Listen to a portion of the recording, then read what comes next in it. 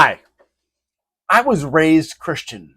My grandfather was a Methodist minister. My dad's brother was a Free Methodist minister. Most of my family members are Christian. Um, Eventually, I struggled for a long time, honestly, with Christianity. It first started with a rejection of Catholicism, and I still feel very strongly about Catholicism not being right with God. Um, but I do believe in God. That's the only thing I believe in. I'm a deist. I don't believe in religion. I believe religion comes from humans. Um, so, what I want to talk about is the story of. I have studied several different religions, um, including Christianity, Mormonism, Islam, Buddhism, Hinduism, not and a little bit of other religions, to each of them to varying degrees. The one I have the most familiarity with is obviously Christianity. Um, but today I want to talk about the story of Adam and Eve. And for those of you who aren't familiar with the story of Adam and Eve, it's a little bit different between the different Abrahamic religions. But I'm not going to get into that. It's not important. The basic idea is God created Adam, and then God felt sorry for Adam, I guess, and then took a rib out of Adam and used it to make Eve. And because of that, a lot of people actually believe that men have one less rib than women do, which isn't actually true. Um, it's just mythology. But the story is they were put into the Garden of Eden and they were told you can have anything here except for from the fruit from that tree over there.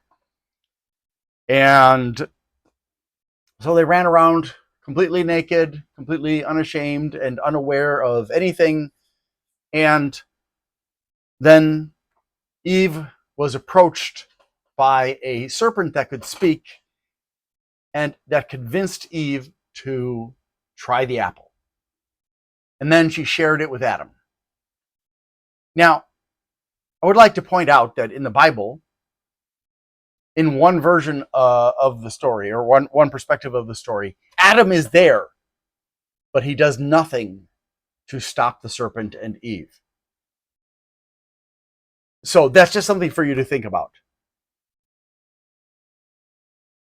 Now, unfortunately, the consequences of them consuming that apple was that God kicked them out of the Garden of Eden, this perfect place for them that they could have lived in forever.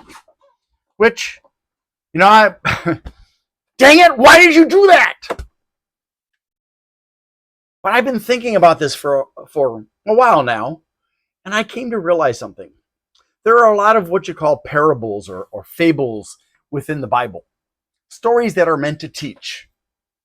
And I believe that this story is one of those stories, that it's not literal, that it shouldn't be interpreted as being literal.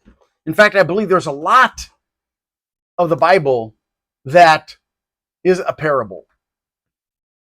And since all of the Old Testament is based on Judaism, and Islam is based on Judaism and some Christianity, this kind of applies to everything. But I believe this is an allegory. And let me explain why before you go jumping off the deep end and shouting at me and whatnot.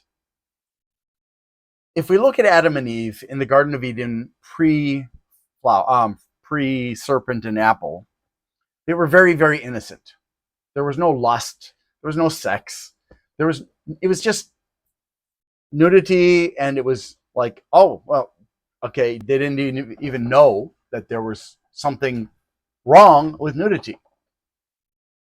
They didn't know about making babies. They didn't know about anything, but they had this blissful existence. And then a serpent that can talk, a serpent with a mouth that speaks.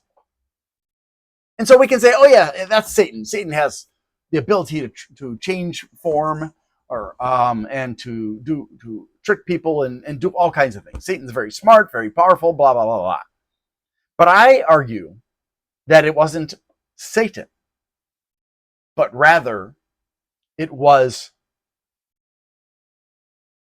phallic. So here's my thought and my explanation. I believe that Adam and Eve were put into the garden when they were very young, within the context of this being an allegory, okay, a story to teach you something. And that eventually they reached an age where puberty was kicking in and they were starting to get urges.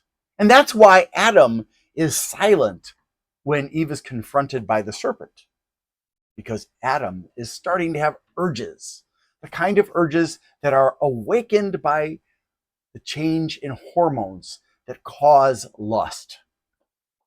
So I believe that Adam, through words and actions, convinced Eve to have sex with him. And since she was also going through puberty and also experiencing perhaps hormonal changes that made her more likely to respond to sexual advances, they had sex. And then they became aware of their bodies. They became aware of a feeling of shame, perhaps. They became aware that they had violated the rules of their parents or parent. So it doesn't really matter whether it was God or aliens or just human parents. They became aware that they had done something wrong. And the apple is not the apple of knowledge, but it is the apple that you involuntarily consume, unaware of how it will change your life forever when you engage in sex. I really believe this. I believe that this message is meant to teach that when you take that step from innocence to sexuality in engaging in sexual activities, it fundamentally it changes the way you look at life, the way you look at people that you're attracted to. And you can, if you pay attention, you can see this happen with people who have withheld themselves from having sex. Like when I lived in Indonesia, there was this famous singer, I think she was a dangdut singer, and her name was Ayu Ting Ting. That's not her real name. That was just her stage name. I forgot her real name. It was kind of something hidden, but it was revealed once in a video. And she had a Christian name, I believe. And so she was singing songs that were kind of sexy, but she wasn't moving her body in a way that reinforced that sexiness of the song. It was more of an innocent singing. It's like you give somebody a song they don't truly understand, and when they sing it, there's just something a little bit off about the way they sing it. So every song that she sang that had innuendos and things about that were sexual in nature, directly or indirectly, there was just this innocence to the way she sang them, like a child who hasn't been molested, who hasn't been exposed to sexual behavior. And then she got married. Now, sadly, her husband cheated on her. She got divorced. However, what happened after she took the fruit of the Garden of Eden from her husband was that the innocence when she was singing sexy songs was gone. She was moving her body in a way that would allure men and women that are interested in women. She was no longer innocent because she finally really understood the influence that she had over people who found her attractive. So, and you can see this with people. They go through a change psychologically when they go from that state of innocence to a state of knowing.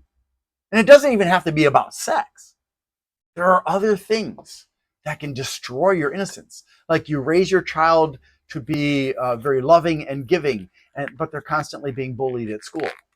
Or you raise your child up to a very high standard of goodness, and yet when they're exposed to the general culture, it's a major blow to them psychologically, because what you taught them is not the experience they're having in the world outside of that bubble.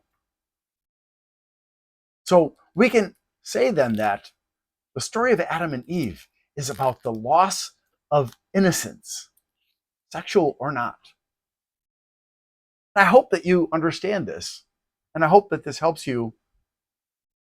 And maybe I hope that maybe, just maybe, you'll be able to use this to help your children, to guide them in such a way that you teach them to be good citizens, good people, and yet prepare them for the brutality of the real world, the outside world beyond that safe little bubble that some of you have created for your kids.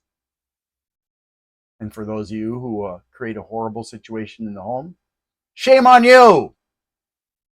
Stop! Children deserve love and protection in reasonable amounts, not abuse. Thank you for watching, and I hope you have a great day. Thanks for watching. I need to ask for your help. On December 11th, 2024, Amazon fired me under false pretenses, and the 17th, I had surgery for the injury that occurred at Amazon that Amazon and Sedgwick refused to take responsibility for. So it's coming out of my pocket and my insurance company's pocket. That means I'm unemployed and I will not be getting short-term disability from Amazon or from Sedgwick. So my financial situation is a bit of a problem right now. If you would like to help me, there are some things you can do. Number one, you can like, subscribe, share, comment, and turn on notifications on my channels. Number two, if you'd like to give a one-time donation, and please don't do this if you can't afford it, you can, on the Glenn's Fast Reviews channel, do a super thanks. Number three, if you would like to help me on a monthly basis, you can become a member on Glenn's Fast Reviews, or you can go to patreon.com/GLENNMII and become a member there. Thank you so much for your support.